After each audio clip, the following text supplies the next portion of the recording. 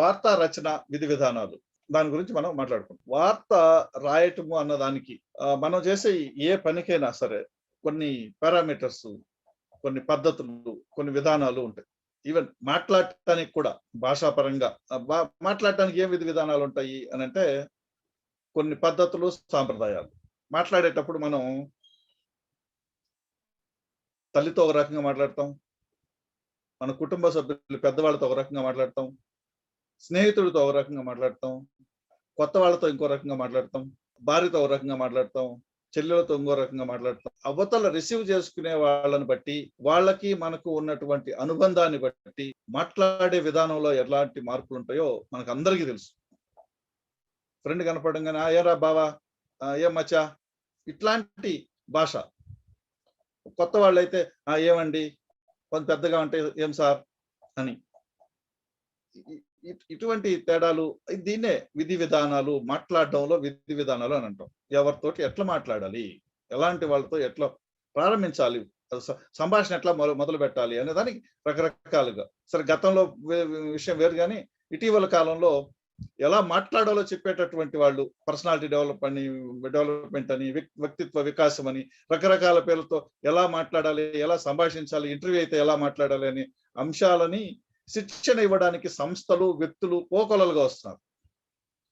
So ఇటువంటి పరిస్థితుల్లో వార్త రాయటానికి కూడా కొన్ని విధి విధానాలు అనేవి ఉంటాయి తప్పనిసరిగా. అసలు వార్తని ఎంపిక చేసుకోవడానికి మనం నిన్న మాట్లాడుకున్నాం.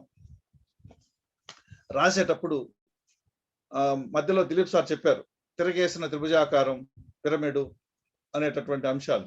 అంటే డెప్త్ గా అక్కడ సార్ సబ్జెక్ట్ అది లేదు కాబట్టి పైన మీకు వార్త రాసేటప్పుడు తీసుకోవాల్సినటువంటి విధానం ఎట్లా ఉండాలి, తిరగేసిన త్రిభుజాకారంలో ఎందుకు ఉండాలి, పిరమిడ్ అనేది ఏంటి, ముఖ్యమైన అంశాలు అనేది కొద్ది కొద్దిగా మీకు ఆ రోజు వివరించారు క్లాస్ లో. అయితే ఇప్పుడు మనకి పూర్తిగా వార్తకు సంబంధించిందే కాబట్టి వార్తలు, వార్తా కథనాలు, పత్రికలు, మ్యాగజైన్లు, వార్తలు, వార్తా కథనాలు రాయడం. ఓకే, ఆ టాపిక్ లో ఉంది, సిలబస్ లో కూడా దిలీప్ గారు చెప్పారు మీకు. అయినా సరే ఇప్పుడు మనం ఆ వార్తని రాసేటటువంటి విధి విధానాలు ఏంటి అనేది పరిశీలిస్తే, మొట్టమొదటగా వార్త రాయడానికి మొదలు వార్త రాయడము, చిత్రకారుడు ఎట్లయితే ఒక చిత్రాన్ని చిత్రిస్తాడో, ఒక శిల్పి ఒక బండరాయి నుంచి ఒక శిల్పాన్ని ఎట్లయితే మలుస్తాడో, ఎట్లయితే శిల్పాన్ని చెక్కుతాడో, ఆ రకంగా వార్తని కూడా మనం చెయ్యాలి. అంటే అంత ప్రాధాన్యమైనటువంటిది ఒక వర్ణ చిత్రం, ఒక అద్భుతమైనటువంటి ఒక శిల్పం. ఆ రకంగా వార్త కూడా ఒక స్వరూపం. అంటే పత్రికలో వంపులొంపులుగా, సొంపులుగా ఉంటుందని కాదు, కనిపించేటటువంటి బాహ్య రూపం కాదు, అంతర్గతంగా వార్తకు ఉండాల్సినటువంటి అంశం ఎట్లా ఉండాలి అనేది. తిరగేసిన త్రిభుజం అంటే పైన వెడల్పు కానీ చిన్న కిందకు వచ్చేటువంటి కొసగా మనము టైప్ చేస్తామా? కాదు కదా. పత్రికలో అది 2 కాలాలో, 3 కాలాలో, 4 కాలాలో, 8 కాలాలో ఎట్లా ఉన్నా సరే దాని అంతర్గతంగా ఉండాల్సినటువంటి అంశం ఏంటి అంటే పైన, అంటే ప్రారంభంలో అత్యంత ముఖ్యమైన విషయాలు, దాన్ని లీడ్ అని అంటాం. దాని గురించి మళ్ళీ వస్తాం. అయితే ఒక సమావేశానికి వెళ్తాం, అక్కడ వాళ్ళు మాట్లాడుతూ ఉంటారు. అది మున్సిపల్ సమావేశం కావచ్చు, మండల సమావేశం కావచ్చు, లేదంటే ఒక రాజకీయ పార్టీకి సంబంధించినటువంటి సమావేశం కావచ్చు, ఏదైనా కావచ్చు, లేదా ఒక ఆధ్యాత్మికమైన అంశం కావచ్చు, ఒక పుస్తకావిష్కరణ కావచ్చు, ఇంకోటి ఎలాంటి సమావేశానికైనా వెళ్తాం. వాళ్ళు మాట్లాడుతుంటారు, మనం ముఖ్యమైన అంశాలు రాసుకుంటాం, వస్తాం. వచ్చి కూర్చున్న తర్వాత అప్పుడు ఆలోచన చేయడం మొదలు పెట్టుకుంటాం. మాట్లాడుతున్నప్పుడే, రాసుకుంటున్నప్పుడే మనం ఏది ముఖ్యమైన అంశం అనేది పక్కన కొంచెంగా గుర్తుగా పెట్టుకుంటూ ఉండాలి. సమావేశం ముగిసిన కొన్ని సెకండ్లకి మన థాట్ స్టార్ట్ అవ్వాలి. ఈ వార్తని ఎలా ప్రజెంట్ చేయాలి. అందుకే ఒకసారి శిల్పాన్ని గుర్తు చేసుకుంటే, ఒకసారి ఒక చిత్రపటాన్ని గుర్తు చేసుకుంటే, ఆ చిత్రకారుడు గాని, ఆ శిల్పి గాని, ఫ్రెండ్స్ ఒక చిన్న విషయం ఏంటంటే, నేను మొబైల్లో ఉన్న మెసేజ్లు చాట్ లో పెడితే తర్వాత సమాధానం ఇవ్వగలుగుతాను, కానీ లేదా మీరు చివరిలో ఒక 10 నిమిషాలు మనం అన్ని విషయాలు కూలంకషంగా డిస్కస్ కూడా చేయొచ్చు. నేను దాన్ని చదవడానికి వెళ్ళిపోతే కాన్సన్ట్రేషన్ దెబ్బతినిపోతుంది, మధ్యలో చెప్పలేము. అంటే ఏ వార్తకి ఇన్ని కాలాల్లోనే నిబంధన ఎందుకు ఉంటుంది అనేది కూడా వస్తాను, చెప్తాను, టాపిక్ లో వస్తుంది. ఒక చిత్రకారుడు ఏ రకంగా ఆలోచిస్తాడు అంటే తన మనోఫలకం మీద, తన మనసులో ఆ చిత్రం రూపురేఖలు ఎలా ఉండాలి, ఎక్కడ ఏముండాలి అనేది ఒక నిర్ధారణకు వచ్చి తన మనోఫలకం పైన ఆ చిత్రాన్ని చిత్రించుకుంటాడు మనసులో. ఆ మనసులో నుంచి కొంచెం చెయ్యి ఆడుతూ ఉంటుంది. అట్లాగే ఒక కొండ నుంచి తెచ్చినటువంటి బండరాయిని ఒక శిలలాగా మిలిచేటప్పుడు ఆ శిల్పి చేసేది కూడా అదే. మనసులో ఆ శిల్పాన్ని ఊహించుకుంటాడు. ఆ శిల్పం రూపురేఖలు ఎలా ఉండాలో అనేది ఒక నిర్ధారణకు వస్తాడు. అప్పుడు ఆ పనిని ప్రారంభిస్తాడు. అందుకనే క్రమక్రమంగా మొలుస్తూ వస్తే అది అద్భుతమైనటువంటి ఒక శిల్పం, సౌందర్యంగా ఉండేటటువంటి శిల్పం, ఆకర్షణీయంగా ఉండేటటువంటి శిల్పం, ఆకట్టుకునేలాగా హృదయంగా ఆ చిత్రం గాని ఆ శిల్పం గాని రూపొందుతుంది. సో అదే రకంగా సమావేశం ముగిసిన క్షణాల నుంచి మనం ఈ వార్తని ప్రజెంట్ చేయాల్సిన తీరు ఎలా ఉండాలి, ఏది ప్రధాన వాక్యం, ఏది లీడు, ఏది తర్వాత అనేటటువంటి ఆలోచన వస్తే ఆ ఆలోచనకు ఒక రూపు వస్తుంది. ఆ రూపు వచ్చిన కొన్ని నిమిషాల్లో ఆ వార్తలకు సంబంధించినటువంటి స్వరూపం మన మనసులో స్థిరంగా ఏర్పడిపోతుంది. ప్రారంభిస్తే చక వెళ్ళిపోతా ఉంటుంది. పదాలు, వాక్యాలు అలా అలవోకగా వెళ్ళిపోతుంది. ఫ్రెండ్స్, ఇక్కడ గుర్తు పెట్టుకోవాల్సింది ఏంటంటే ఏది రాసినా సరే రాయడం పూర్తి కాగానే ఒక్కసారి చదువుకోవటం, మనం నోట్ చేసుకున్న పాయింట్స్ ని ఒక్కసారి తిరగేయటం, ఇది ఎట్లయితే వార్తలో వాస్తవం ఉందా లేదా అని క్రాస్ చెక్ చేసుకుంటామో ఆ రకంగా మనం రాయాల్సినటువంటి లేదా అక్కడ జరిగినటువంటి అక్కడ చెప్పినటువంటి అంశాలన్నీ మనం ఇక్కడ వార్తలో పొందుపరిచామా లేదా, ఆ విషయాలన్నీ ఇక్కడ మనం ఇచ్చామా లేదా, ఈ వార్త చదివితే పాఠకులకు ఏమైనా, మనమే ఫస్ట్ రీడర్ కావాలి, రీడర్ లాగా చదవాలి, రాసిన వాళ్ళ లాగా కాదు, విలేకరుగా కాదు.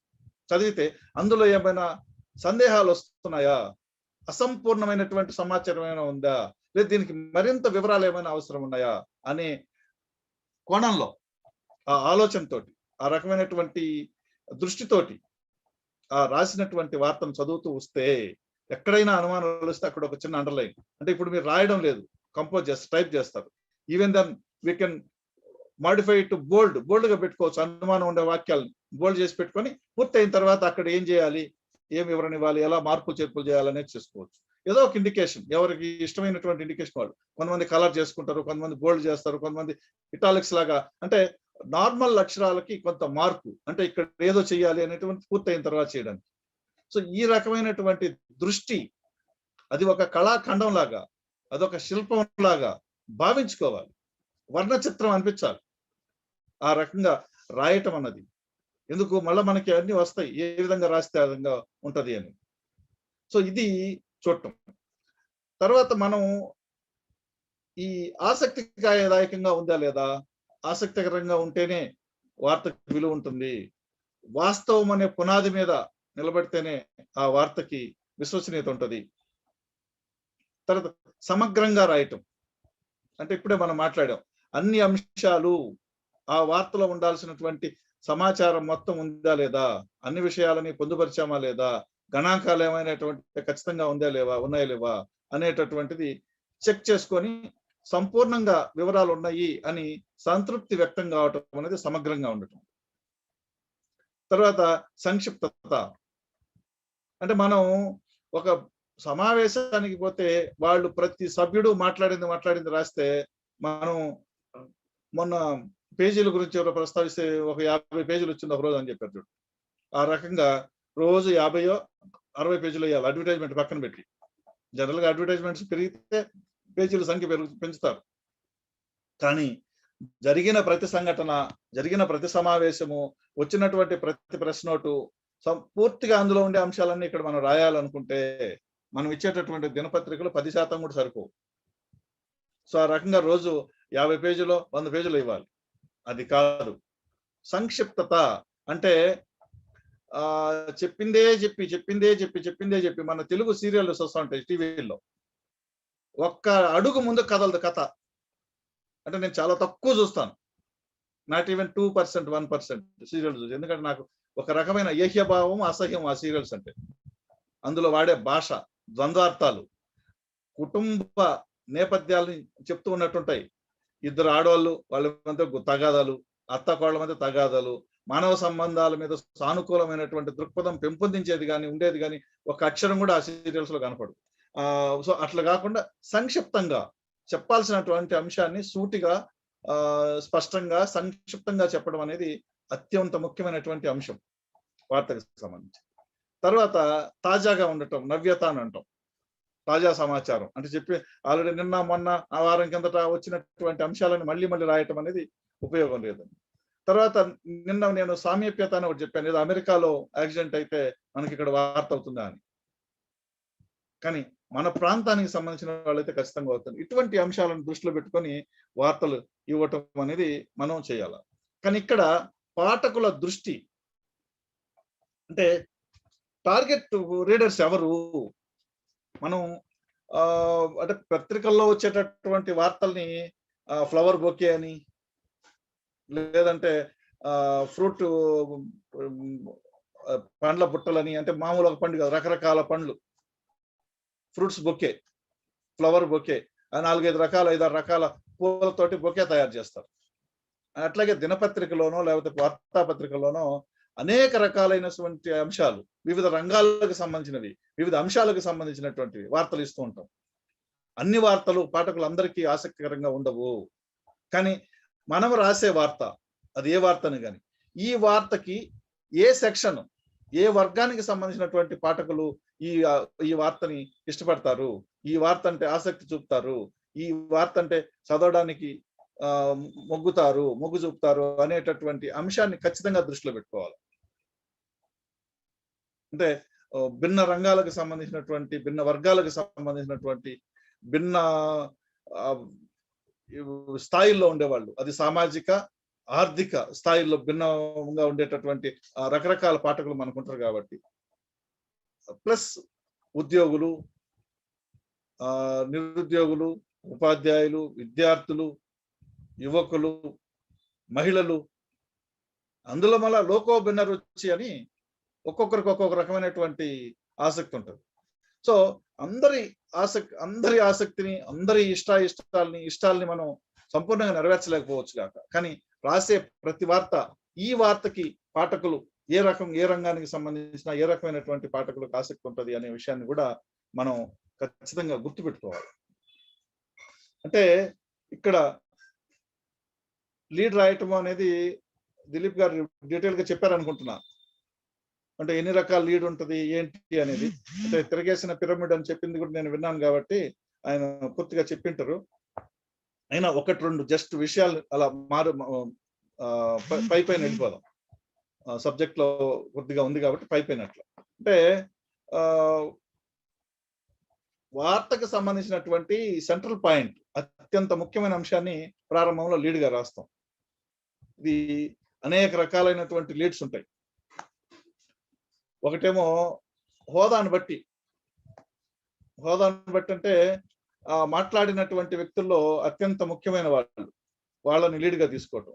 కొన్ని సందర్భాల్లో హోదాలతో సంబంధం లేకుండా వ్యక్తిగతమైనటువంటి స్థాయిని బట్టి కూడా ఉంటుంది. ఉదాహరణకి ఇప్పుడు ఒక మీటింగ్ లో ఎక్కడో కలెక్టర్, ఆర్డీఓ, రకరకాల అధికారులు పాల్గొంటారు. ఖచ్చితంగా కలెక్టర్ మాట్లాడిన అంశాన్ని మనం ముఖ్యంగా తీసుకుంటాం. అదే సమావేశంలో ఏ మంత్రిలో పాల్గొంటారు, మంత్రి మాట్లాడినవే తీసుకుంటాం, కలెక్టర్ని వెనక్కి నెడతాం. కానీ మంత్రి ఉన్నా, కలెక్టర్ ఉన్నా, ఇంకొకళ్ళు ఉన్నా ఒక స్వామీజీ మాట్లాడారు, ఉగాది సందర్భంగా పంచాంగ శ్రవణము, లేదంటే ఒక ఆధ్యాత్మిక కార్యక్రమం, ఒక టెంపుల్లో జరిగేటటువంటి విగ్రహ ప్రతిష్ట, లేకపోతే ఇంకో రకమైనటువంటి కార్యక్రమానికో మంత్రి కూడా వచ్చి ఉండొచ్చు కాక, అక్కడ మాట్లాడినటువంటి ఆ ఆధ్యాత్మిక గురువు ఎక్కువ సందర్భాల్లో లీడ్ అవుతారు.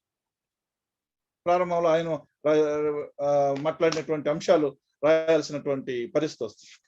సో ఈ రకంగా ఇక మనం ఈ సృజనాత్మకంగా ఉండాలి, నాణ్యతగా ఉండాలి, సమగ్రతగా ఉండాలి, వీటి గురించి మాట్లాడుతాం. సరళంగా చెప్పటం అనేది ఒక ముఖ్య అంశం. అంటే సాధారణమైనటువంటి పదాలు, చిన్న చిన్న వాక్యాలు, వాక్యం పెద్దదయ్యే కొద్దీ సమస్యలు పెరుగుతాయి, తప్పులు దొరికే ప్రమాదాలు పెరుగుతాయి. అందుకని చిన్న వాక్యాలు, 6-7 పదాలకు మించకుండా వాక్యం ఉంటే, గరిష్టంగా 7-8 పదాలకు మించకుండా వాక్యం ఉంటే తప్పు దొర్లే ప్రమాదమే లేదు, తప్పు దొర్లే ప్రశ్నే ఉత్పన్నం కాదు. పదాలు పెరిగే కొద్దీ సంయుక్త వాక్యాలు, సంక్లిష్ట వాక్యాలు, సరళ వాక్యాలు అని అంటారు. సో ఆ భాష, దానికి సంబంధించినటువంటి అంశాలు మీకు ఈ 8వ తేదీ నుంచి పిసి వెంకటేశ్వర గారని అసోసియేట్ ప్రొఫెసర్ ఎస్వి యూనివర్సిటీ ఆయన చెప్తారు. బట్ నేను అటువైపుకి వెళ్ళను. కానీ బట్ వాక్యాలు చిన్నవిగా ఉంటే, సరళంగా ఉంటే తప్పులు దొరికే ప్రమాదం తక్కువ. అందుకని సరళంగా, సాధారణంగా మాట్లాడుకునేటటువంటి అంశాలనే ప్రస్తావించటం. తర్వాత ఏకవచన ప్రయోగాలు రాస్తా ఉంటాం మనం కొంతమంది. ఈ ఏకవచన ప్రయోగాలు లేకుండా చూసుకోవాలి. వాళ్ళు మహిళలు అయితే ఏకవచన ప్రయోగాలు రాస్తున్న సందర్భాలు కొన్ని కనిపిస్తుంటాయి. కొన్నిసార్లు ఎవరైనా సరే శ్రీ, శ్రీమతి ఎవరు రాయట్లేదు. ఇప్పుడు చెప్పారు, చెప్పాడు అనకుండా డు ఏకవచన ప్రయోగం, రు బహువచన ప్రయోగం. చెప్పారు అంటే గౌరవవాచకం అంతే, ఇంకా ఆ గౌరవం సరిపోతుంది, మళ్ళీ స్త్రీ అక్కర్లేదు. కానీ చెప్పాడు, చెప్పింది, మహిళలు అనగానే తక్కువ చేసి చెప్పింది, ఆమె వచ్చింది, ఇటువంటి ఏకవచన ప్రయోగాలు అది స్త్రీ గాని పురుషుడు గాని స్థాయితో సంబంధం లేకుండా వార్తా రచనలో బహువచన ప్రయోగాలు ముగింపు పదం ఉంటే అది గౌరవ సూచకం కాబట్టి సరిపోతుంది. కాకపోతే ముద్దాయిలకు సంబంధించి ఏకవచన ప్రయోగాలు, క్రీడాకారులకు సంబంధించి ఏకవచన ప్రయోగాలు చేసేటటువంటి పత్రికలు కొన్ని చోట్ల ఉన్నాయి.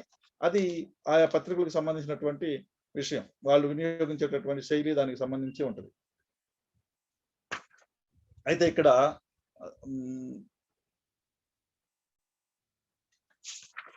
రాసే సమయంలో మనం కొన్ని విషయాలు గుర్తుపెట్టుకోవాలి అని అంటే, రిపోర్టర్లకి సాధారణంగా ఉండేటటువంటి ఒక లక్షణం, గుణం, హెడ్డింగ్ ఆ సబ్-ఎడిటర్ పెట్టుకుంటాడులే, మనకెందుకు సబ్-ఎడిటర్ ఉద్యోగం కదా అది అని. ఏమన్నా తప్పులు అంటే సబ్-ఎడిటర్ దిద్దుకుంటాడులే. మిత్రులారా ఒక్కటే ఒకటి గుర్తుపెట్టుకోండి, ఎప్పుడైనా మనం రాసేటటువంటిది ఆ వార్త సబ్-ఎడిటర్ కాదు, సీనియర్ సబ్-ఎడిటర్, చీఫ్ సబ్-ఎడిటర్ అయినా సరే చెయ్యి పెట్టనట్టుగా, చెయ్యి పెట్టలేనట్టుగా రాయటం అనేది మన గొప్పతనం, మనకు గుర్తింపు, మనకి గౌరవం. అది ఏ విలేకరైనా కావచ్చు, ఏ రిపోర్టర్ అయినా కావచ్చు. ప్రారంభంలోనే అంత సామర్థ్యాన్ని సాధించలేకపోవచ్చు, అంత నైపుణ్యం ఉండకపోవచ్చు. కానీ ప్రారంభం నుంచి అలా ప్రయత్నం చేస్తూ ఉంటే ఖచ్చితంగా ఆ స్థాయికి చేరుకోవడం అంటే కష్టతరం కాదు. కానీ దీనికి ఒక చిన్న టెక్నిక్ చెప్తాను. మనం 2-3 పేపర్లు ఇటు తిరగేస్తాం. మనం రాసిన వార్త, పక్కన పత్రికల్లో రాసిన వార్త, లీడ్ దగ్గర నుంచి చివరి దాకా మనం ఏ అంశమైనా మిస్ చేసి రాయకుండా ఉంటే పక్క పేపర్లో వచ్చిందా, ఒక ఎక్స్ట్రా వాక్యం ఏమైనా వచ్చిందా, వచ్చింటే అది నిజంగా అది అవసరమా లేదా, అది అవసరమైతే మనం రాసి ఉండి డస్క్ లో కట్ అయిపోయిందా, లేదా మనం రాయలేదా, రాయకపోయి ఉంటే మనం ఎందుకు రాయలేదు, ఇలాంటి ఒక సమీక్ష మీకు మీరే సమీక్షించుకుంటూ వస్తే కొంతకాలానికి, ఏదో చెప్తారు చూడండి, ఒక మండలం ఇలా చేస్తే అంటే 40 రోజుల పాటు ఒక విధానాన్ని అనుసరిస్తే అది అలా అలవాటు పడిపోతుంది అని. సరే, ఇప్పుడు మన వాళ్ళు మండలం రోజుల పాటు మాలేస్తారు, అక్కడ పోయి పాపం స్వామిని దర్శనం చేసుకుని కిందికి దిగగానే మందు అవుతారు. ఆ బ్యాచ్ కాదు. సహజంగా మనసావాచ కర్మేణ నిష్ఠతోటి ఒక 40 రోజుల పాటు చేస్తే, ఒక పని చేస్తే, సపోజ్ వాకింగ్ పోతాం అనుకోండి, యోగా చేస్తాం అనుకోండి, ఇంకో కార్యక్రమం అనుకోండి, ఇట్లాంటి ఖచ్చితంగా మిస్ కాకుండా 40 రోజుల పాటు చేస్తే అది జీవన గమనంలో కలిసిపోయి అలవర్చుకునే అవకాశాలు ఎక్కువ ఉంటాయి ఈ మనిషికి అని. నిష్ఠతో చేస్తే, మొక్కుబడిగా చేస్తే కాదు. ఆ రకంగా పక్క పత్రికల్లో వచ్చేటటువంటి వార్తల్ని బేరీజ్ వేసుకుంటూ మనం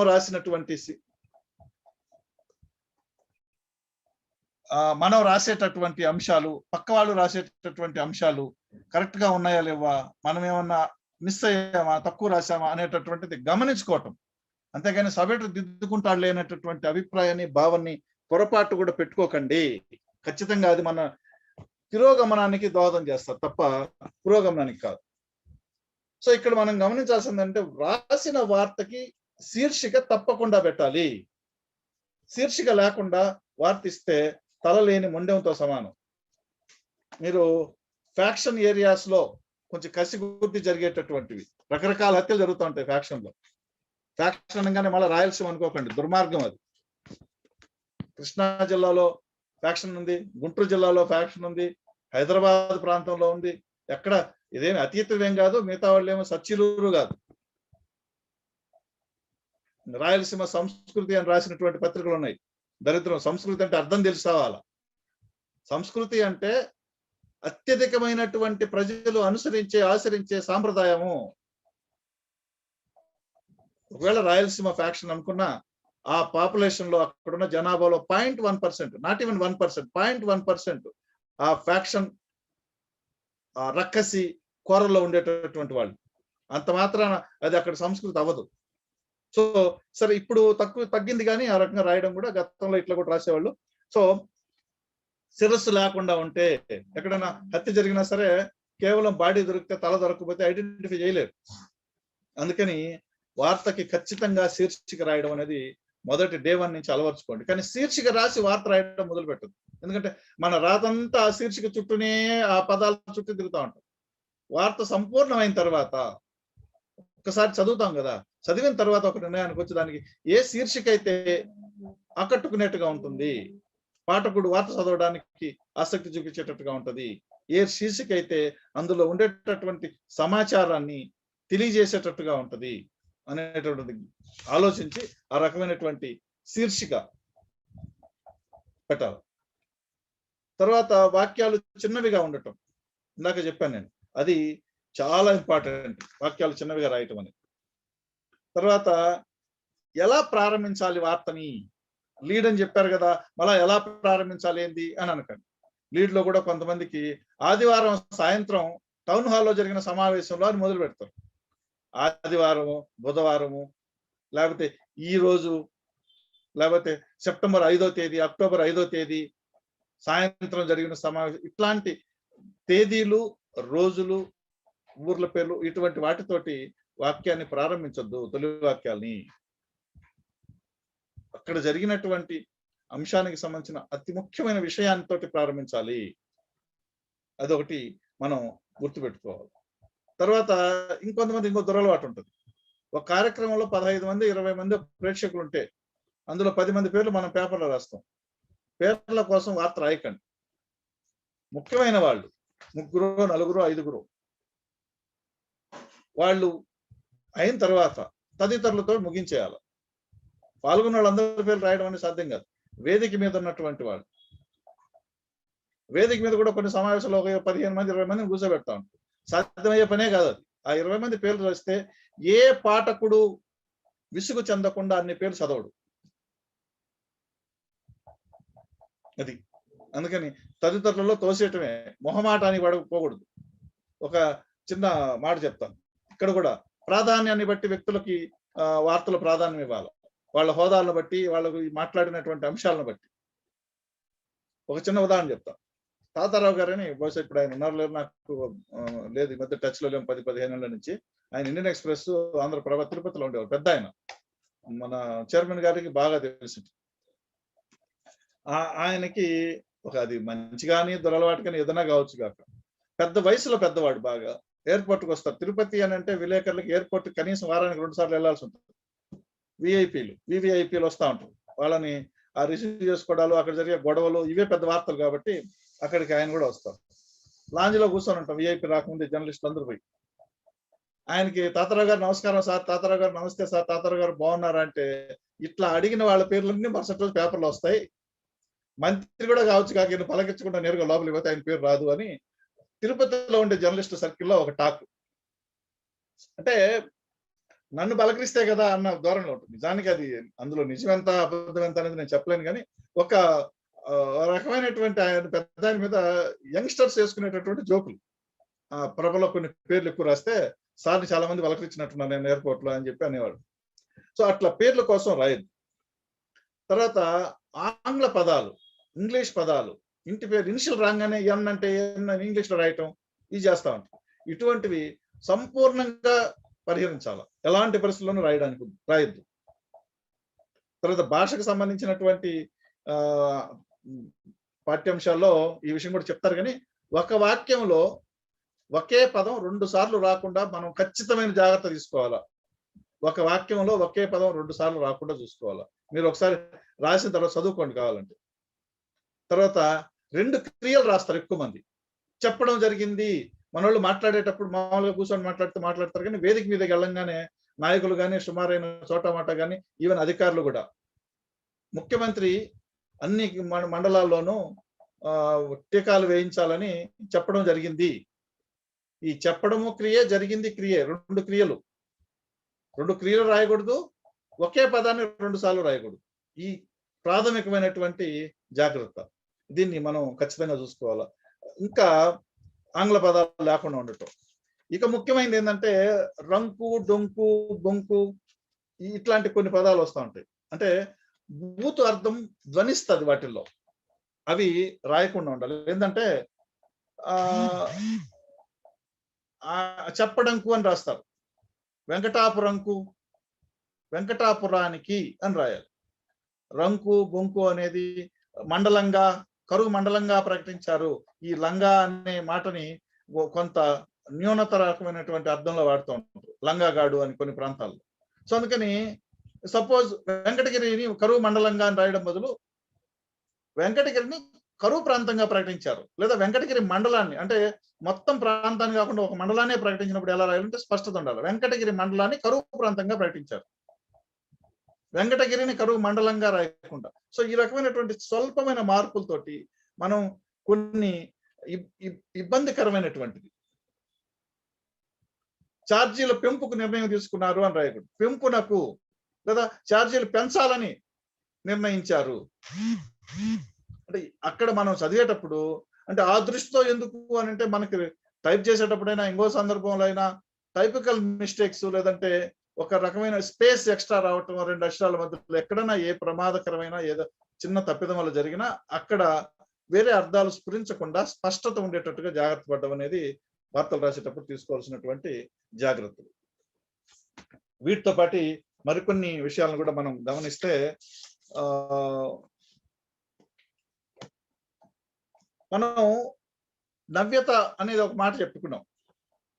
అందుకని ఈ వార్తలో కొత్తగా మనం ఏమైనా చెప్తున్నామా, ఏం చెప్తున్నాం అనే ప్రశ్న మనం వేసుకొని దాని సమాధానం అందులో ఉంటే అప్పుడు మాత్రమే వార్త రాయాలి. అదే లేదనుకోండి, మనకే సంతృప్తి కలగలేదు అనుకోండి, ఇంక మనం రాయడం అనవసరం, వృధా, స్పేస్ వేస్ట్. అట్లాగే ఆసక్తి, ఇందాక నేను చెప్పాను ఏ రకమైన ఏ రంగానికి సంబంధించిన ఏ వర్గానికి సంబంధించిన పాఠకులు అని, అది ఒకటి ఖచ్చితమైనటువంటి అంశంగా దృష్టిలో పెట్టుకోవాలి. తర్వాత ఇంకా మనం చెప్పాల్సినటువంటి విషయాలు ఇవి. చెప్తున్నటువంటి విషయాలు ఎవరికైనా వ్యక్తిగతంగా ఇబ్బంది కలిగించేటట్టుగా ఉన్నాయా, లేదా అవాస్తవాలు ఏమైనా ఇందులోకి జొరబడ్డాయా అనే విషయాన్ని కూడా మనం సరిచూసుకోవాలి.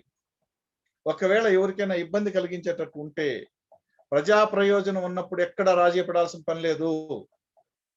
కానీ న్యాయపరమైన చిక్కులు రాకుండా తామరాకు మీద నీటి బుట్టలాగా రాయడం అనేది ఒకటి అలవర్చుకోవాలి. తప్పు చేసింటాడు కానీ ఆధారం మన దగ్గర ఉండదు, కానీ లోకం కూడా వస్తూ ఉంటది, అక్కడ పాఠకుల ప్రజా ప్రయోజనం ఉంటది, సామాజిక ప్రయోజనం ఉంటది, ఖచ్చితంగా రాయాలా. కానీ పేరు రాస్తే ఆయన మన దగ్గర ఆధారాలు లేవు కాబట్టి న్యాయపరమైనటువంటి పోరాటం మనల్ని అక్కడికి లాగే ప్రమాదం ఉంది అన్నప్పుడు మనకి తెలుసు కదా, మొహం బ్లర్ చేసినా కూడా మొహం కనపడేటట్టు ఫోటో ఎట్లా చూపిస్తామో అట్లా పేరు రాయకపోయినా సరే ఆ పలానా నాయకుడిని గుర్తించగలిగే విధంగా ఇండికేషన్స్ ఇస్తూ, లేదా పలానా అధికారి అని గుర్తించగలిగేటట్టుగా ఇండికేషన్స్ ఇస్తూ రాయడం అనేది ఒక ఆర్ట్, ఒక నిపుణత, ఒక నైపుణ్యం. అది ఆ రకంగా మనం జాగ్రత్త పడాల్సినటువంటి అవసరం ఉంది. రెండోది, ఇందాక మనం మాట్లాడుకుంటూనే ఉన్నాం అన్ని, అంటే సంక్లిష్టంగా ఏమైనా ఉంటే దాన్ని మార్చడానికి ఒకటి మనం చూసుకొని సరళంగా మార్పు చేసి ప్రచురణకి పంపటం, ఇవన్నీ కూడా సబేటలు చూసుకుంటారులే అనే భావన మాత్రం పొరపాటు కూడా ఉండటానికి లేదు. పొరపాటును కూడా అటువంటి పరిస్థితి తీసుకురాకండి. అయితే లీడ్కి సంబంధించినటువంటి ఒక 2 విషయాలు మాట్లాడుకొని మనం ముగించవచ్చు. ఎందుకంటే ఈ ఒక కొటేషన్స్ లాగా రాసేటటువంటి లీడ్ ఒకటి. కొటేషన్స్ ఎప్పుడు రాస్తాం, ఎవరో చెప్పిన అంశాన్ని యథాతథంగా రాసేటప్పుడు. ఒక ముఖ్యమైన విషయాన్ని యథాతథంగా రాసేటప్పుడు, ఒక ప్రమాదంలో బిడ్డను కోల్పోయిన తల్లి చెప్తుంది, ఇప్పుడే వస్తానమ్మా అని చెప్పి వెళ్ళావు కదా నాయన అని ఏడుస్తున్నప్పుడు ఆ కొటేషన్స్ అలాగే పెట్టి ప్రస్తావన చేస్తూ ఉంటారు. హృదయ ఉదారకంగా ఉంటాయి అటువంటివి. లేదా సంభాషణ, ఈ సంభాషణలు అనేటివి రకరకాలుగా ఉంటాయి. ఇద్దరు నాయకుల మధ్య జరిగినటువంటి సంభాషణ, ఇద్దరు వ్యక్తుల మధ్య జరిగినటువంటి సంభాషణ, ఒక సమావేశంలో ఇద్దరు సభ్యుల మధ్యలో ఒక వాగ్వివాదం లాగా జరిగినటువంటి సంభాషణని, దాన్ని పాఠక ఆసక్తిగా తీర్చిదిద్దడానికి జాగ్రత్తగా రాయాల్సి ఉంటుంది. దాన్ని కూడా చిన్న వాక్యాలుగా. ఇంకా సంభాషణ పరంగా అనేటటువంటిది ఒక చిన్న ఉదాహరణ చెప్తా. అంటే మన విద్యా వ్యవస్థకి అద్దం పట్టేటటువంటిది. రాజీవ్ శర్మ గారని ఇప్పుడు తెలంగాణ గవర్నమెంట్ లో అడ్వైజర్, ఆయన ఇంతకుముందు చీఫ్ సెక్రటరీ కూడా తెలంగాణకి. అంతకుముందు ఆయన ఉమ్మడి రాష్ట్రంలో ఉన్నప్పుడు టెక్నికల్ ఎడ్యుకేషన్ కమిషనర్ గా ఉండారు, సాంకేతిక విద్యాశాఖ కమిషనర్. ఆయన చెన్నై వెళ్ళారు ఒకసారి. అక్కడ మనకి ఐఐటిలో నటరాజన్ గారని డైరెక్టర్. సరే, పెద్దవాళ్ళు వెళ్ళినప్పుడు కర్టసీ కాల్, జస్ట్ ఒక మర్యాదపూర్వకంగా కలుసుకోవడం, మాట్లాడుకోవడం అనేది ఉంటుంది. ఆ రకంగా రాజీవ్ శర్మ గారు అక్కడికి వెళ్ళి ఏదో మాట్లాడుతా, ఏముంది సార్ మీ ఇన్స్టిట్యూట్ లో ఎక్కువ మంది మా పిల్లలే కదా, మీకు తెలుసు కదా రామయ్య గారు ఐఐటి, నారాయణ, చైతన్య, రామయ్య గారిది పక్కన పెడితే మీదంతా గందరగోళం కేసులే. రామయ్య గారిది కొంతవరకు ఒక పద్ధతి అయినటువంటి ధోరణిలో చదువు చెప్పడం అది ఉంటుంది. ఇంటర్మీడియట్ చదువు చెప్పకపోయినా ఐఐటికి సంబంధించి ప్రిపరేషన్ కానీ ఫ్యూచర్కి ఉపయోగపడేటట్టుగా కానీ ఒక చోట ప్రస్తావించాను నేను. ఇటువంటిది సంభాషణ, ఈయన ఎట్లంటే ఆయన ఎట్లా అన్నాడు, సో కారణాలు ఏంటి, విశ్లేషణ, వ్యవహారం. అదే రకంగా మనకి క్వశ్చన్ లీడ్ అనేది ఒకటి ఉంటుంది. లీడ్ రకాలు, డైలాగ్ లీడు, క్వశ్చన్ లీడు, తర్వాత direct quotation lead, straight lead, punch lead అని ఒక 10-15 రకాలు ఉంటాయి. అన్ని రకాలు మనకి లేకపోయినా ఒక 4-5 రకాలు ఇవన్నీ మీకు లెసన్ లో వస్తాయి. కాబట్టి వీటన్నిటిని ఒక్కొక్క దాని వివరణ అవసరం లేదు. ఎందుకంటే మనకున్నటువంటి టైంలో మనం రకరకాల మంచి విషయాలు, ఎక్కువ విషయాలు మాట్లాడుకుంటే పాఠ్యాంశంలో వచ్చేటటువంటి విషయాలు మనం పరిగణించుకోవచ్చు. సృజనాత్మకత అనే విషయాన్ని మీద ఒక 2 మాటలు చెప్తాను నేను. సృజనాత్మకంగా రాయడం ఎట్లా అని. ఇప్పుడు మనం చిత్రం అనుకున్నాం, శిల్పం అనుకున్నాం, అది సృజనాత్మకత అని మీరు ఒప్పుకుంటారు. ఎందుకంటే ఒక క్రియేటివిటీ లేని వాళ్ళు చేయలేరు కదా. కానీ ఆ క్రియేటివిటీ అనేది కొన్ని రంగాలకి, కొంతమందికే పరిమితమైనటువంటి అంశం కాదు. ఎందుకు అనంటే సృజన కొత్త తరహాలో కొత్తగా ఆలోచించడం, కొత్తగా చెప్పటం అనేది ఎక్కడైనా ఉంటుంది. సో వార్తా రచనలో కూడా సృజనాత్మకతని కొట్టొచ్చినట్టు కనిపించేటట్టుగా మనం రాయొచ్చు. మనకి కొంచెం ప్రాక్టీస్, కొంచెం శ్రద్ధ, కొంత నిమగ్నం కావటం, వృత్తి పట్ల అంకిత భావం, మన రచన పట్ల మనకి ఒక గురుతరమైనటువంటి బాధ్యత, ఆపేక్ష, అది ఉంటే ఖచ్చితంగా రాయొచ్చు. ఏముంది, సృజనాత్మకంగా రాయడం అంటే ఏంటి? చదివిన పాఠకుడు బాగుంది, అరే మంచి సమాచారం వచ్చింది, చెప్పారు అనేటటువంటి భావనకు లోనుగా అయ్యేటట్టుగా రాయటమే. ఇది పెద్ద మనం ఏదో ఫీచర్ రాసినంత ఇది కాదు. సాధారణమైనటువంటి సరళమైనటువంటి వాక్యాలు, సాధారణమైనటువంటి పదాలతోటి పొందికగా చిన్న చిన్న వాక్యాలు చెప్పాల్సిన అంశాన్ని సూటిగా సుత్తి లేకుండా రకరకాలు ఉన్నాయి కదా. ఒక చిన్న ఉదాహరణ మనం తీసుకుంటే, ఒక ప్రమాదం జరిగింది, ఎట్లా రాస్తాము? చిన్నగానే కదా. ప్రమాదం జరిగిందని రాయటమే కదా అని అనుకుంటే, ఆ ప్రమాదం జరిగినటువంటి తీరుని చెప్పడంలో సాధారణమైనటువంటి పదాలు, అటువైపు నుంచి వస్తున్న, ఇటువైపు నుంచి వస్తున్న వాహనాల గురించి, అవి ఏ రకంగా ప్రమాదం జరిగిందనే దాని గురించి, ప్రమాదంలో చోటు చేసుకున్న విపత్కర పరిస్థితి గురించి, అంత అంటే ఇది మనం వర్ణించబోయి మీకు ఒక చిన్న వార్త చదివినిస్తుంది. ఉత్తరాంధ్ర మెట్ట ప్రాంతాలకు త్రాగు సాగు అవసరాల నిమిత్తం వివిధ ప్రాజెక్టుల నుండి సుమారు 8,000 ఎకరాలకు నీరు అందించే నిమిత్తం 7,140 కోట్లకు పరిపాలనానుమతి ప్రభుత్వం అనుమతించింది. దీనికి సంబంధించిన ఉత్తర్వులు 1-2 రోజుల్లో జారీ కానున్నాయని నీటిపారుదల శాఖ మంత్రులు చెప్పారు. అంటే జానారెడ్డి గారు మాట్లాడినట్టు ఉంటుంది. జానారెడ్డి గారు మాట్లాడేటప్పుడు మీరు అప్పుడప్పుడు టీవీలో చూసి ఉంటారు. కామాలు పులు స్టాపులు లేకుండా 10 నిమిషాల పాటు ఏకబిగిన మాట్లాడగలిగినటువంటి మహనీయుడు ఆయన. ఎవ్వడికి ఏమి అర్థం కాదు. అంతే ఇక్కడ కూడా చూడండి, ఉత్తరాంధ్ర మెట్ట ప్రాంతాలకు త్రాగునీరు సాగునీరు అవసరాల నిమిత్తం వివిధ ప్రాజెక్టుల నుండి సుమారు 8,000 ఎకరాలకు నీరు అందించే నిమిత్తం 7,140 కోట్ల రూపాయలకు పరిపాలనా అనుమతి ప్రభుత్వం అనుమతించిందని, దీనికి సంబంధించిన ఉత్తర్వులు 1-2 రోజుల్లో జారీ కానున్నాయని ఫలానా మంత్రి చెప్పారు. దాన్ని చిన్న వాక్యాలుగా ఎలా ఉత్తరాంధ్ర మెట్ట ప్రాంతాలకు త్రాగునీరు అని రాయడం మనం, తాగునీరు, సాగునీటి అవసరాలు తీర్చేందుకు. త్రాగునీటి అవసరాలు సాగునీటి అవసరాలు అని రాసిన పదమే రాజక్కర్లేదు. అందుకని ఇక్కడ గమనించండి, ఉత్తరాంధ్ర మెట్ట ప్రాంతాలకు సాగునీటి అవసరాలు తీర్చేందుకు ప్రతిపాదించిన వివిధ ప్రాజెక్టులకు పరిపాలనా అనుమతి లభించినట్టు లేదా పరిపాలనా అనుమతి ఇచ్చినట్టుగా మంత్రి పలానా అని చెప్పారు. ఆ తర్వాత వాక్యంలో ఇది 8,000 ఎకరాలకు నీరు అందించేందుకు 7,140 కోట్ల రూపాయలకి మంజూరు చేస్తున్నట్టుగా తెలియజేశారు. అంటే ఎంత బాగుంది. మొదలుపెట్టి ఉత్తరాంధ్రలో మొదలుపెట్టి మనం తిరుపతి దాకా లేదా నెల్లూరు దాకా వాక్యం రాసుకుంటూ వస్తే ఆ ముందు ఏముందో మర్చిపోయేటటువంటి పరిస్థితి. నిన్న దిలీప్ గారు చెప్పారు చూడండి, రేడియోలో చెప్పినటువంటి వ్యక్తి పేరు మధ్య మధ్యలో ప్రస్తావించకపోతే 4-5 వాక్యాలు ఒకసారి ఎవరు చెప్పారు ఎవరు వెళ్ళారు అనే అనుమానం వస్తుంది. ఇక్కడ కూడా అంతే, మొదలు ఏం పెట్టామో మధ్యలోకి వచ్చేటప్పటికి అర్థం కాని పరిస్థితి. ఆంధ్రజ్యోతిలో అదేదో ఒక వ్యాసం వస్తూ ఉంటుంది, రాధాకృష్ణ గారు రాసేటటువంటి పేరాలు ఉండవు, పై నుంచి కింద దాకా ఉంటుంది. దోలు తీరు చదివేవాళ్ళకి ఆసక్తికరంగా ఉండకుండా, అందుకని పేరాలు ఉండాలి, మధ్యలో రిలీఫ్ ఉండాలి. సో ఆ రకంగా మనం రాసేటప్పుడు చిన్న చిన్న వాక్యాలు పొందికినటువంటి పదాలతో రాయటమే సృజనాత్మకంగా రాయటం. అంతేకాదు మనకి రంగులు అద్దాల్సిన పని లేదు, ఇంకొకటి అవసరం లేదు. ఇది ఊహాజనితమైనటువంటి అంశాలకు ఎప్పుడు మీరు అవకాశం ఇవ్వకండి. అంటే వార్త రాసేటప్పుడు గుర్తు పెట్టుకోవాల్సినటువంటి విధి విధానాలు ఎన్ని ఉన్నాయో మీరు ఒకసారి వెనక్కి వెళ్ళి ఆలోచించండి. తాజాగా ఉండాలి, సమగ్రంగా ఉండాలి, సృజనాత్మకంగా ఉండాలి, తర్వాత ఆసక్తికరంగా ఉండాలి, సరళంగా ఉండాలి, సామీప్యత ఉండాలి. వీటన్నిటితో పాటు ఏకవచన ప్రయోగాలు వాడకూడదు. తర్వాత ఒకే వాక్యంలో ఒకే పదాన్ని 2 సార్లు ఉచ్చట రాకుండా జాగ్రత్త పడాలి. 2 క్రియలు రాయకూడదు. ఎన్ని ఉన్నాయి చూడండి వార్త రాయడానికి తీసుకోవాల్సినటువంటి జాగ్రత్తలు.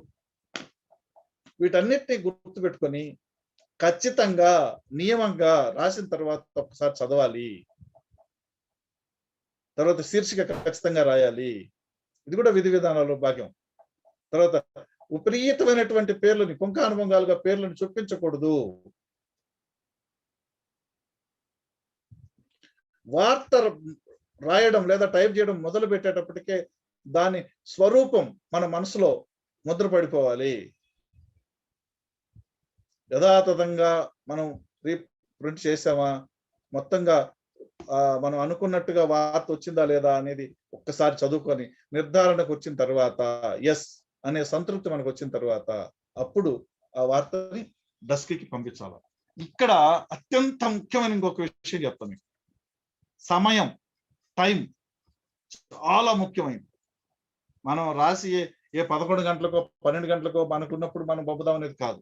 ఉదయం జరిగిన సంఘటనని మధ్యాహ్నం లోపల రాసి అవతల పడేయాలి. మధ్యాహ్నం జరిగింది సాయంత్రం లోపల వెళ్ళిపోవాలి. సాయంత్రం 5 తర్వాత జరిగిన గంట లోపల వార్త డస్క్కి వెళ్ళేటట్టుగా చేసుకోవాలి. అప్పుడు మాత్రమే మన వార్తని మనం ఇచ్చినటువంటి నిండుదనం అలాగే ఉండేటట్టుగా కొన్ని మెరుగులతోటి వార్త వస్తుంది. మనం ఉదయం 10 గంటలకు జరిగిన ప్రమాదాన్ని రాత్రి 10 గంటలకు పంపిస్తే వాళ్ళు ఆడికాడికో కోసేసి, ఎందుకంటే అప్పటికే ప్రాధాన్యాలు నిర్ణయం అయిపోయింటాయి. అందుకని టైం మేనేజ్మెంట్, సకాలంలో స్పందించడం, సకాలంలో విధుల్ని పూర్తి చేసుకోవటం అనేది కూడా చాలా ముఖ్యమైన విషయం. ఇది వార్తా రచన, అందులో తీసుకోవాల్సినటువంటి జాగ్రత్తలు. మీకు దిలీప్ సారు ఆ లీడ్లు, తిరగేసిన త్రిభుజం ఆ విషయాలన్నీ చెప్పారు కాబట్టి నేను దాన్ని కొంతవరకు ప్రస్తావించి మిగతా విషయాలని మాట్లాడాం.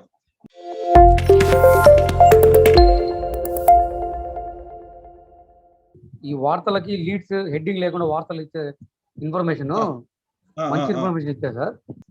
లీగల్ గా పోయినప్పుడు రిపోర్టర్ కి యాజమాన్యం నుంచి సపోర్టింగ్ ఉంటుందా లేదా అని. సార్ అప్పుడు ఏం జరిగిందంటే అడవిలో దిల్చిన చెట్లు కొడుతున్నారు సార్. అవి తీసుకొచ్చి కోత మిల్లు దగ్గర వేస్తే నాకు కోత మిల్లు యజమాని నాకు ఇన్ఫర్మేషన్ ఇచ్చాడు. ఈ దిల్చిన చెట్లు ఇట్లా కొడుతున్నారు, దీన్ని కొట్టడానికి పర్మిషన్ లేదు అని చెప్పి. అంటే నేను విత్ ఫొటోస్ వార్త మంచి హైట్ ఇచ్చి దానికి బ్యానర్ ఐటమ్ ఇచ్చారు సార్. దానికి దాంట్లో మనం ఏం రాసామంటే మామూలు మత్తులో అటవీ శాఖ అధికారులు అని చెప్పి చిన్న ఒక లైన్ పెట్టాను. దానికి డిఎఫ్ఓ ఏం చేశారంటే కోర్టులో డెఫర్మేషన్ చేశారు సార్. యాజమాన్యం నుంచి నాకు ఎలాంటి సపోర్టింగ్ లేదు, కాకపోతే కోర్టు నాకు ఫేవర్గా చేసింది సార్. దానిలో వార్తలు రాసేటప్పుడేమో నువ్వు హైలైట్గా రాసావు, నువ్వు తోపు తురుము అని చెప్పి అన్నారు. తర్వాత డెఫర్మేషన్ చేసిన తర్వాత కోర్టు ఖర్చులు కానీ ఏ టు ఎయిట్ ఖర్చులని నేనే పెట్టుకున్నాను సార్. యాజమాన్యము రిపోర్టర్లను కేవలం వాడుకోవడం తప్ప మాకు ఇచ్చే లైన్ అకౌంట్ కూడా అంత మాత్రం ఇచ్చారు అప్పట్లో. దాని తర్వాత నేను దాంట్లో డ్రాప్ అయ్యి కందుకూరు సాక్షి స్టాఫ్ రిపోర్టర్గా చేశాను. తర్వాత నాకు అనారోగ్య కారణాల వల్ల నేను సాక్షిలో డ్రాప్ అయిపోయి ప్రస్తుతానికి ఈ పీడిఎఫ్ పేపర్లో చేసుకుంటున్నాను సార్. సార్ మీరు చెప్పిన ఇన్ఫర్మేషన్ నాకు నిజంగా ఎంత స్ఫూర్తిని ఇచ్చిందంటే యాజమాన్యాలు వాడుకోవడం తప్ప అసలు ఇన్ఫర్మేషన్ ఏం లేదు సార్ వాళ్ళ తరఫున. యాజమాన్యాలు ఎందుకు అట్లా రిపోర్టర్లని వాడుకుంటున్నారు అనేది ఇప్పుడు కూడా అర్థం కావట్లేదు సార్ నాకు. గడిచిన ఒక 2-3 దశాబ్దాలుగా సార్, మామూలుగా అయితే ఇంకా ముందు నుంచి కూడా ఉంది, వ్యక్తుల్ని ఆరాధించే, వ్యక్తుల్ని నెత్తిన పెట్టుకొని వ్యక్తి ప్రతిష్టను పెంచడానికి రాస్తున్నటువంటి వార్తలు మనకు కనిపిస్తున్నాయి. నేరుగా పార్టీలను భుజాన పెట్టుకొని రాస్తున్నటువంటివి మనకు కనబడుతుంది. ఒకటేందంటే ఇప్పుడు విశాలాంధ్ర, ప్రజాశక్తి ఇటువంటి పత్రికలు అవి నేరుగా పార్టీకి సంబంధించినటువంటి పత్రికలు. ఇంకో వైపున సాక్షి తీసుకున్నా సరే అది జగన్మోహన్ రెడ్డి గారి కుటుంబానికి సంబంధించినటువంటి పత్రిక. ఇక్కడ మనకు ఒక క్లారిటీ ఉంటది ఈ పత్రిక ఇది అని. కానీ ఎవ్వడికి ఏమీ లేదు, మేము చాలా సచ్యులంగా ఉంటాం, పాఠక దేవుళ్ళు అని చెప్తున్నటువంటి పత్రికలతోటి ఇప్పుడు పెద్ద సమస్య వస్తుంది. మామూలు సమస్య కాదు. ఆయన మాత్రమే రుణమాఫీ చేయగలడని రాసేది ఆ పత్రికలే. హైదరాబాద్ లో ఒకరు ముఖ్యమంత్రిగా ఉండగా పోలీస్ కాల్పులు జరిగితే ఈ పోలీస్ కాల్పులకు దారి తీయడానికి కారణభూతులైనటువంటి ఉద్యమానికి నాయకత్వం వహించిన లీడర్లని దునుమాడుతూ రాసే పత్రిక ముఖ్యమంత్రి మారిన తర్వాత ఇంకొక సందర్భంలో పోలీసు కాల్పులు జరిపితే ముఖ్యమంత్రి దానికి బాధ్యత వహించాలని అదే పత్రిక రాస్తుంది. ఫ్లైఓవర్ కి సంబంధించి చిన్న ప్రమాదం జరిగితే కూలిపోయింది, 20 మంది చనిపోయారు అని రాస్తుంది. పక్కన ఇంకో స్టోరీ రాస్తుంది, శ్రీధరన్ గారికి అప్పచెప్పి ఉంటే అవినీతి జరిగేది కాదు, ఇది కూలిపోయేది కాదు అని. కానీ దురదృష్టం ఏంటంటే ఈ నిర్మాణం పూర్తి అయిపోయి నాసిరకంగా ఉండడం వల్ల కూలిపోతే ఇటువంటి కథనాలు పక్కన రాస్తే బాగానే ఉంటది. అసలు అందులో ఎవరు చనిపోలేదు, కానీ 20 మందిని బ్యానరు. తర్వాత ఆ శ్రీధరన్ గారి నేతృత్వం వహించినటువంటి ఢిల్లీ మెట్రో రైలుకి సంబంధించింది కూడా ఒకసారి కూలింది. మరి అక్కడ అవినీతి జరిగిందని రాస్తుంది ఇదే పత్రిక. తర్వాత పుష్కరాలు,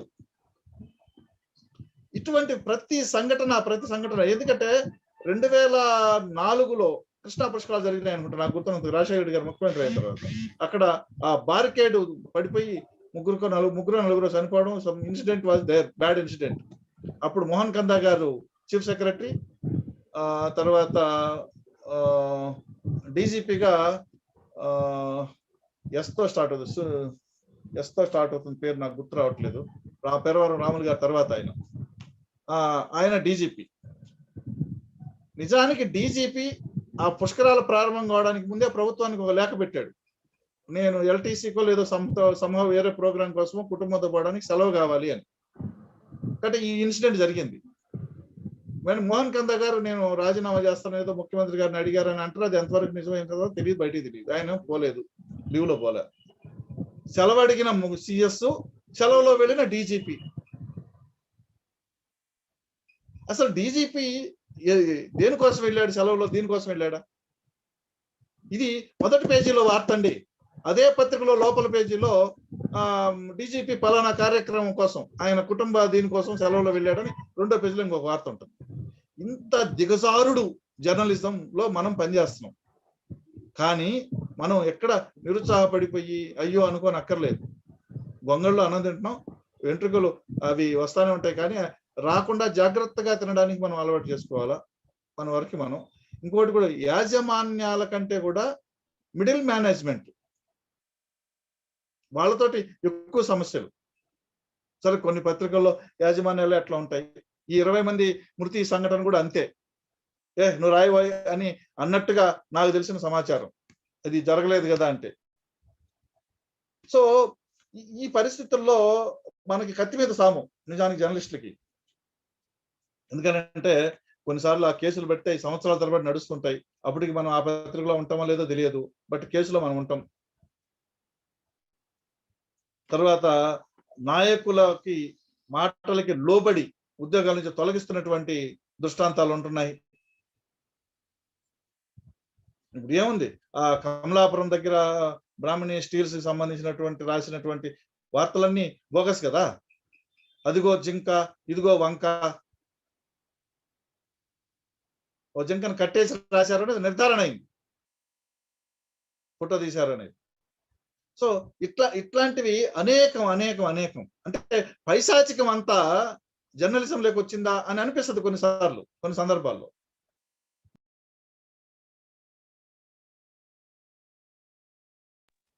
ఎవరి కోసం, ఇందుకోసం, ఎలా అనేటటువంటి, in spite of all this hurdles మనం పని చేసుకుంటూ పోక తప్పదు. ఈ రంగాన్ని ఏమన్నా బాగుపరిచే రోజులు భవిష్యత్తులో వస్తాయో అనేటువంటి ఆశాహ దృక్పథంతో మనం కొనసాగాల్సిందే. ఇప్పుడు కొన్ని సందర్భాల్లో ఈ లీగల్ కేసులకు సంబంధించినటువంటి సందర్భాల్లో, ఇంకో సందర్భాల్లో యాజమాన్యాలు అండగా నిలబడుతున్నటువంటి సందర్భాలు కొన్నిసార్లు ఉంటున్నాయి, కొన్నిసార్లు ఉండట్లేదు. కొన్ని సందర్భాల్లో మనం అక్కడి నుంచి వెళ్ళిపోతాం. ఇట్లా రకరకాల కారణాలు అవి ఉంటున్నాయి నిజానికి. దానికి ఇవన్నీ ఏంటంటే మిడిల్ మేనేజ్మెంట్ లో ఉన్న, ఇది డెస్క్ ఇన్ఛార్జీలు కావచ్చు, నెట్వర్క్ ఇన్ఛార్జీలు కావచ్చు, ఇంకోరు కావచ్చు, వాళ్ళు కూడా కొంత చొరవ తీసుకుంటే ఇటువంటి సమస్య తీవ్రత కొంత తగ్గే అవకాశం ఉంటుంది. రైట్, ఇంకేమైనా? దిలీప్ గారు ఆల్రెడీ లైన్ లో ఉన్నారు.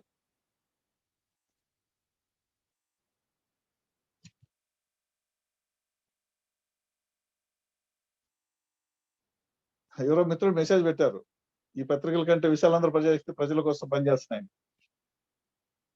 అంటే ఆ పత్రికల్లో వచ్చేటటువంటి వార్తల్ని మనం అర్థం చేసుకోగలుగుతాం. విశాలాంధ్రలో సిపిఐకి అగ్రతాంబూలం ఇచ్చి రాసుకోవటం, ప్రజాశక్తిలో సిపిఎంకి ఇచ్చి రాసుకోవటం, సిపిఐని కొంచెం నెక్స్ట్ స్టేజ్ లో సెకండ్ కి తీసుకొచ్చే ప్రజాశక్తి వార్తలు, సిపిఎం ని సెకండ్ కి తీసుకొచ్చేటటువంటి విశాలాంధ్ర వార్తలు మనం గమనిస్తే మనకు అర్థమైపోతుంది. కానీ వాళ్ళు జనరల్ గా వేరే రకమైనటువంటి విషయాల దగ్గర వాళ్ళకేమి అటువంటివి ఏమి లేకుండా ఉంటాయి. కానీ దుర్మార్గం అంతా పాఠక దేవుళ్ళు, ప్రజల పక్షాన్ని ఉంటున్నాం, సమాజం కోసం కృషి చేస్తున్నాం, సమాజాన్ని ఉద్ధరించడానికే పత్రికలు, ఛానల్స్ పెడుతున్నాం అని చెప్పే వాళ్ళతో సమస్య అంతా ఏం లేదు సార్. ఇప్పుడు దీనిలో వచ్చేసి సార్, ఒక అధికారిని ఇంటర్వ్యూ చేయాలన్నప్పుడు ఎలా రాయాలి, తర్వాత ఒక వార్త రాసేటప్పుడు ప్రశ్నార్థకం గుర్తు, తర్వాత ఆశ్చర్యం గుర్తుకు ఎలా వాడాలి, ఎందుకోసం వాడతాము, తర్వాత వివిధ పత్రికల్లో వచ్చిన కాలమ్స్ లో అంతర్జాతీయ వార్త, ఒక ఫర్ ఎగ్జాంపుల్ గా ఏదన్నా పత్రికలో జాతీయ వార్త కావచ్చు, రాష్ట్రీయ వార్త కావచ్చు, జిల్లా వార్త కావచ్చు, ఫర్ ఎగ్జాంపుల్ గా ఎలా రాయాలి, ఎలా రాయకూడదు మెయిన్ గా సార్ అనేది విషయం. తర్వాత కార్పొరేట్ స్థాయిలో, మున్సిపాలిటీలో అధికారుల యొక్క వర్షన్ కూడా తర్వాత ఎలా అనేది కొంత వివరణ సార్. Okay, right. ఇప్పుడు ఏం లేదు మిత్రమా సార్, ఒకటి ఆశ్చర్యార్థము క్వశ్చన్ మార్క్ ఎప్పుడు పెడతారు, ఎలా పెడతారు అనేటటువంటిది మీరు అడిగిన మొదటి ప్రశ్న. అవునవును సార్. నిర్ధారణ కాని, సార్ సంపూర్ణంగా నిర్ధారణ కాని, అంబిక్విటీ ఉన్నటువంటి సందర్భాలు కొన్ని ఉంటాయి. అంటే మున్సిపల్ కమిషనర్ బదిలీ అవుతాడు అనేటటువంటి అనధికారికంగా మనకు తెలుస్తుంది. అవును. కానీ అది అసలు వార్తేనా, బదిలీ కాకముందే రాయడం అవసరమా అనేటటువంటి చర్చ పక్కన పెడితే, ఇప్పుడు సార్. రాస్తున్నాం కాబట్టి బదిలీ అని క్వెషన్ మార్క్ పెడతాం ఓకే. శీర్షికలో. సరే. వార్తలోకి వచ్చేటప్పటికి బదిలీ అయ్యే అవకాశాలు ఉన్నాయని విశ్వసనీయంగా తెలిసింది, అధికార వర్గాలు అనుకుంటున్నాయి, సార్. ఈ విషయం మీద చర్చ జరుగుతోంది అనేటటువంటి మాటలతోటి ముగిస్తాం. Okay sir. బదిలీ అయిపోతున్నారు, ఇంకా ఉత్తర్వులు రావటమే తరువాయి అన్నప్పుడు క్వెషన్ మార్క్ పెట్టకుండా ఆశ్చర్యార్థం పెడతాం. ఆశ్చర్యం. ఓకే. అంతే. బదిలీ అవబోతున్నారు, అయ్యే అవకాశాలు ఉన్నాయి, ఇవాళో నేడో రేపో ఉత్తర్వులు రాబోతున్నాయి అని రాసేస్తే. అంటే పూర్తిగా సంపూర్ణంగా నిర్ధారించకుండా అలా పైన రాయటం అనే సందర్భాలు అది. నెక్స్ట్ మీరు అడిగింది ఇంటర్వ్యూలు చేసే సందర్భంలో. ఇంటర్వ్యూ అనేది ఒక సబ్జెక్ట్, ఒక క్లాస్ అయినా సరే 2 నిమిషాల్లో చెప్తా. సార్. మనం ఎవరిని ఇంటర్వ్యూ చేయాలనుకుంటున్నాం అని అనుకున్నప్పుడు నిర్ణయించుకోగానే వాళ్ళని సమయం అడగటం. ఫస్ట్ వాళ్ళ అనుమతి, మిమ్మల్ని ఇంటర్వ్యూ చేయాలనుకుంటున్నాం, ఇదో పెరిఫరల్ గా ఈ అంశాల మీద. అదైన తర్వాత ఆయన బ్యాక్గ్రౌండ్, ఏదో రాజకీయ నాయకుడు అనుకోండి, ఏముంది ఎమ్మెల్యే, అంతకుముందు ఇది మనకు తెలిసిపోతుంది. ఒక సైంటిస్టు లేదా ఒక పరిశోధకుడు అటువంటి వాళ్ళని ఇంటర్వ్యూ చేయాలనుకుంటే కొంత బ్యాక్గ్రౌండ్ తెలుసుకోవాలి.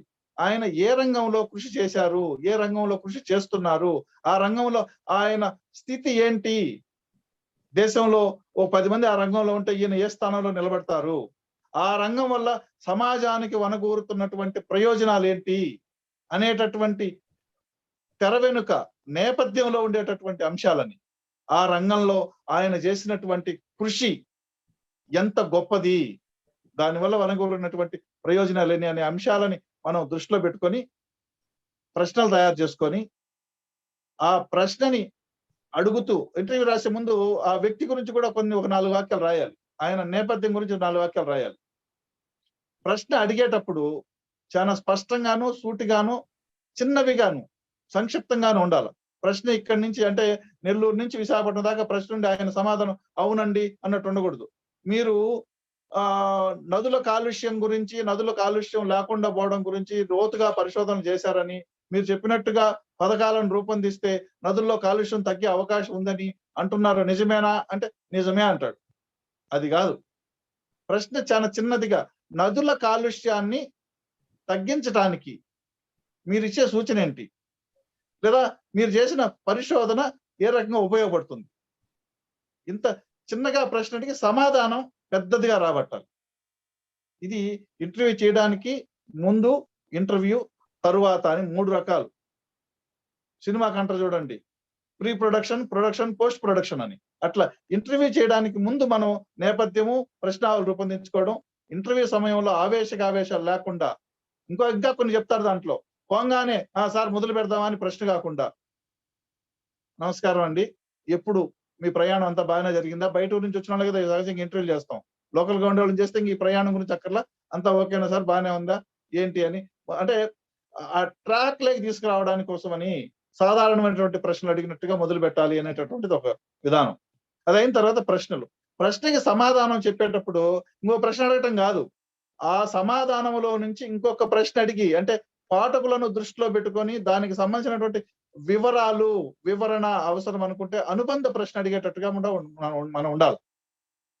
సో ఈ రకంగా పూర్తి చేసిన తర్వాత ధన్యవాదాలు చెప్పి వచ్చేసిన తర్వాత రాసేటప్పుడు మనం ఏ రకంగా రాయాలి, ప్రశ్న సమాధానం రాయాలనా, లేదంటే ఆయన ఇంటర్వ్యూ ఇచ్చారు ఆయన మాటల్లో అని ప్రశ్నలకి మళ్ళీ స్పేస్ వేస్ట్ లేకుండా ఓన్లీ సమాధానాలు మాత్రమే రాసుకుంటూ వెళ్ళిపోవాలా అనేటటువంటిది మనం నిర్ణయించుకొని ఆ విధంగా రాసుకోవడం అనేది అది ఇంటర్వ్యూ. తర్వాత ఏదో మున్సిపాలిటీ దాని గురించి వివరాలు తీసుకోవాలా అని అంటే, ఇప్పుడు మున్సిపాలిటీలో చెత్తే తీయడం లేదు, మురిగిపోతుంది, కాంట్రాక్టర్ దోచుకుంటున్నాడు అనేటటువంటి ఆరోపణలతో కూడినటువంటి వార్త మీరు రాస్తే ఖచ్చితంగా మున్సిపల్ కమిషనర్ ని వివరణ అడగాలి, లేదా హెల్త్ డిపార్ట్మెంట్ వాళ్ళని వివరణ అడగాలి, సంబంధిత అధికార వివరణ తీసుకోవాలి. వివరణ సాదాసీదాగా ఇస్తే మనం ఆ వార్తను చాలా ఘాటుగా రాసి పరిస్థితి ఇలా ఉంటే ఈ అధికార వివరణ ఇలా ఉంది అని ముగించారు. సో ఈ రకంగా అంబిక్విటీ అక్కర్లేదు, ఆయన వివరణ ఇస్తే సరిపోయినట్టుగా దానికి సంబంధించినటువంటి ఒక ఫోటో వేస్తే దుర్గంధం కూడా కనపడుతూ ఉంటది ముక్కులకి, ఫోటోలు చూస్తే వాసన రాకపోయినా ఆ వాసన అనుభవం వచ్చేస్తుంది. సో అందుకని ఈ విధంగా మనకు ఒక క్లారిటీ, ఏం చెప్పాలి పాఠకులకు, ఏం చెప్పాలి అనేది. అందుకని చెప్పి ఆ రకంగానే మనకు ఒక స్పష్టత ఉంటే అదే ధోరణిలో మనం పురోగమిస్తూ ఉండొచ్చు. ఆ రకంగా కృషి చేస్తూ ఉండాలి.